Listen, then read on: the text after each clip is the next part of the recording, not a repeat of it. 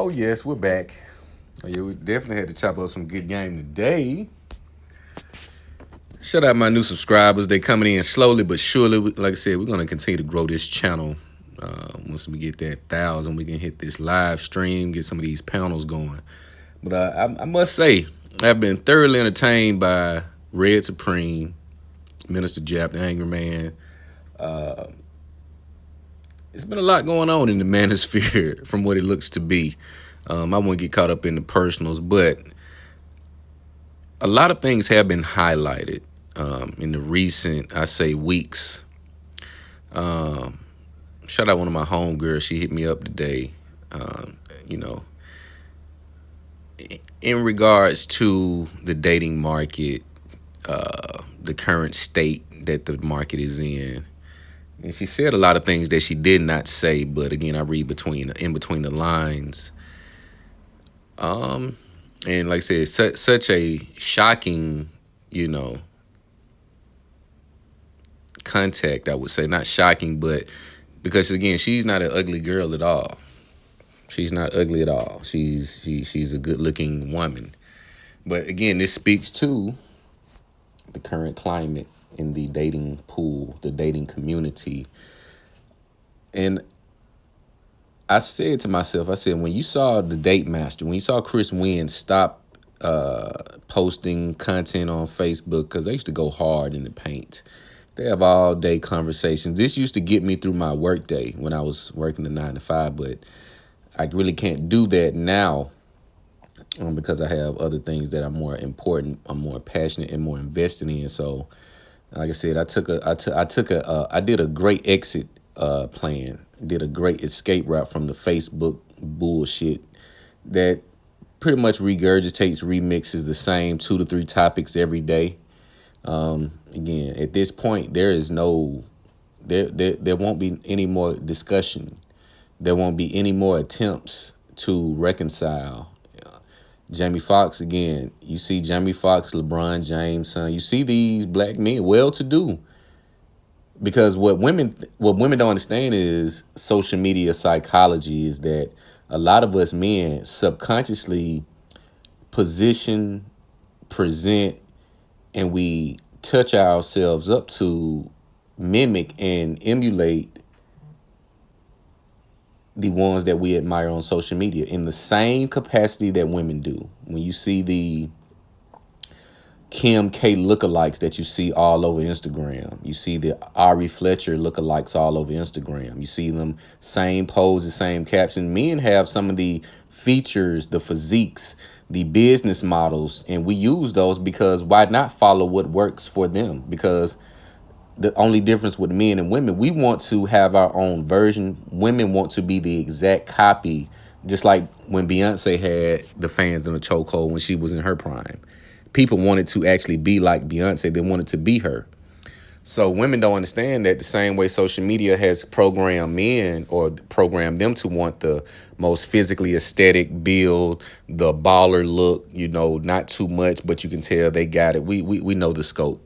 Men have also done the same when they look at men who are in more favorable relationships. We look at the women, okay, she's this phenotype, she's this ethnicity, she's between this age range. He looks to be operating in his prime. He is full speed ahead to his goals. His woman must have something to do with that. So I'm going to get the same type or same race woman as this successful man has. So when you see, again, this is this is the last call. And I wouldn't even say the last call, but I think it's too late. Because, again, I definitely encourage and advise men to leave the discussion room. Get out of the boardroom with the women who are consistently complaining or trying to check you when you're trying to tell them what is right. Cut the conversation short. I see men posting, I saw a guy get attacked by saying he wanted a woman to come healed. Basically saying we know we all have trauma, but we all must deal with our trauma. No one is going to save us. And these women came out of the woodwork attacking him. I made mention of this in my other video. At that very moment, and more than likely sooner than that, I knew it was a wrap. This is to the black women who may listen to this. It's a wrap. I'm sorry to tell you.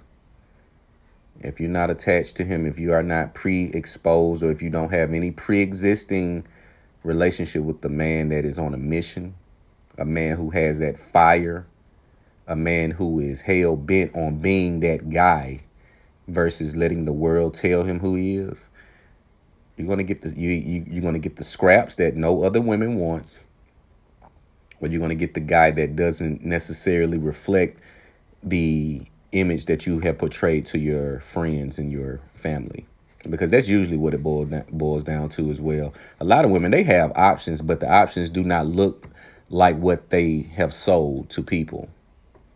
The options do not enhance them. Women want to be enhanced, upgraded, elevated. They want to exhale.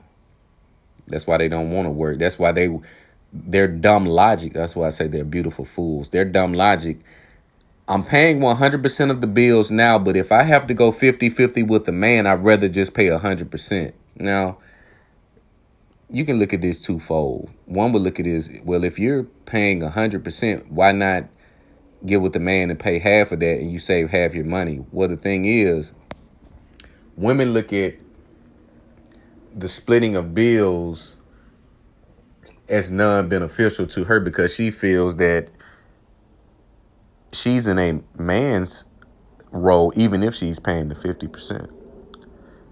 She feels she wouldn't be able to have the authority and the freedom to do as she pleases if she splits the bill, because he's going to have equal say in what goes out and what go, in the financial situation. But it's more of a psychological barrier. She looks at her man as a roommate. She look at him as an equal. She doesn't look to him as a superior. Most women, if you notice, you've had, for those who have been in this position, let's say the relationship is purely sex, and you've gotten the best sex out of her, the cooperation she comes through, she brings the food, she brings the party favors, if you will. You really did not have to break any bread with this chick because she was there purely off of desire for you, purely off the physical. So if you do not have that, or if you have not worked on that, because all men have it, you just have to access it. And that is by getting in the gym, finding your identity and finding your purpose and walking into it. And all of these things come together like a beautiful recipe. So she looks at you as a subordinate, even though you're splitting it 50-50. So she doesn't want to go that route because she said, well, you're going to impose on me doing things and I'm spending money. Well, if you're paying for everything, yeah, I'll sit back and shut the hell up, because in her mind, she still thinks with him paying all the bills, he has enough money to pay the bills. Therefore, she can spend all of her money on whatever she likes. Meanwhile, still getting the same protection and provision from her man. This is why she does not want to go 50-50 with you, as you should not be looking to go 50-50 with her. But, like I said, my guy, Minister Jap, his name has been in trending, I guess, in the manosphere. So I did this ode to him because we have to, all of the beefing and all, we have to give flowers to the pioneers, the architects, the ones who have been leading the way. And this is one of a segment that he has done, which was a spinoff of the late, great Kevin Samuels' Average at Best series. Payphone pussy at best. A lot of women, I'm sorry to tell you, you will just be payphone pussy at best. And one will say, well, what is payphone pussy, date master? Well, that is when you basically get called up for nothing other than sex. It's kind of like calling a store to see if they have a shoe. And if they don't have it, you hang up and call another one. Hey, do you have this? Oh, okay. Or does your other store have it? Okay, we'll find it somewhere else. But we won't be, man, why you don't have the shoe? Man, I was thinking about coming to get the shoe from your store if you had it. When that doesn't know. The conversation piece is done. There won't be any more discussions, or there should not be any more discussion of the dating pool, the dynamics, the blame game. All of that shit is dead. The men ain't built nothing. Yeah. Okay, cool. So if you notice, these men that you women have so much to say about, they're not even responding to you. They're not even acknowledging. It's like your comments are it's like your comments dissolve 10 seconds after you post them. Black men don't really care what black women have to say anymore. I'm sorry to tell you. So you can use all your shaming language you want. And the simps that the simp agents that praise you but don't marry you, again, I was talking to my lady last night and I said a lot of you guys run game, which is whack. Again, for the guys who are always caping for black women, it is the funniest thing that you have not married one. That is crazy. It's the craziest thing to me. I mean, you get on Facebook and 90% of your posts of a guy's post is catered toward kissing a black woman's ass or absolving her of any responsibility, yet you have not married one. This is crazy to me. And black women see this and they eat this type of stuff up.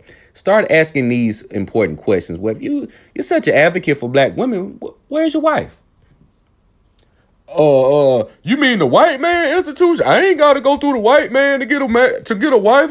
I ain't. Now comes the bullshit. Ladies, when you see these guys caping all day, ask them where's their wife. Since they love black women so much, ask them, where's your wife? See, we're going to cut that bullshit with a hot laser knife. But the conversation piece is over with. I'm sorry to tell you. You're a day late and a dollar short. If you're now trying to figure out what has happened, why black men don't love black women and all of these false narratives you want to portray because you have had terrible dating history, you have to look in the mirror. You're going to be payphone pussy at best, meaning you will be nothing other than a comfort girl to a man of means or a man who just has good dick but nothing else to offer you. That's all you would be, because that is all you have reduced yourself to be. You have not set your standard high enough to get the man that meets that standard. Why would a man who surpasses the standard that you have made with your actions listen to the standards of your words? Why would he? That doesn't make sense. We look at what's in front of us. But this is the last call here. You're gonna stand by the payphone, wait for that call, late night. When the coast is clear, no one can see you coming or going. You can point the blame all you want, but again, men are not. The responses are going to get shorter and shorter and more non-existent. There's no longer going to be any type of discussion about this. That discussion is dead. Because if you can't see the error in your ways, then no one. If you've been in 10 relationships and every time the relationship ended, it was never your fault, you're the problem. And we're not going to convince you that you are. You have to see it and you have to correct and heal from it. We're not going to be coaching you through your own healing process. We're not going to be financing you through your own healing process. We're not going to be present so you can heal, get your self-esteem fixed. And then once you get your self-esteem corrected and back in place, then you try to treat us less than and go practice hypergamy. We won't do that anymore. That is a wrap. That is a wrap. Now, there will be a few, again, that you can, like I said, if you don't have a pre-existing connection as of right now, if you don't have that, it's going to be very rough for you in the next few years because it's going to get rough. I don't know if you noticed, but a recession is coming.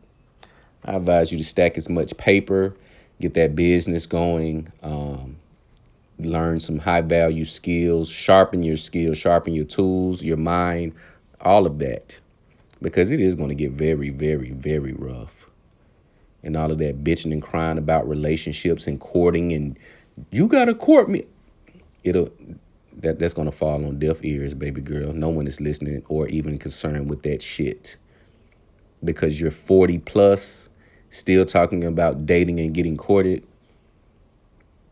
That shit is dead. Payphone pussy at best. The minister jab. I seen him, like I said, with the Nyla vibes chick and all of that. And I don't really, like I said, I don't really like the mess and all of that. But, some people get in position, and it's no knock to him. But just to have your name associated to bullshit and mess is not a good look. You see what I'm saying? So when you lay with a messy chick, you cannot expect to not get mess on you or your name. This is why, gentlemen, I always tell you to keep your standards high. And if you're going to have a side bitch, she has to be badder than your main. She has to be just as bad or badder, because at that point it's really not a conflict.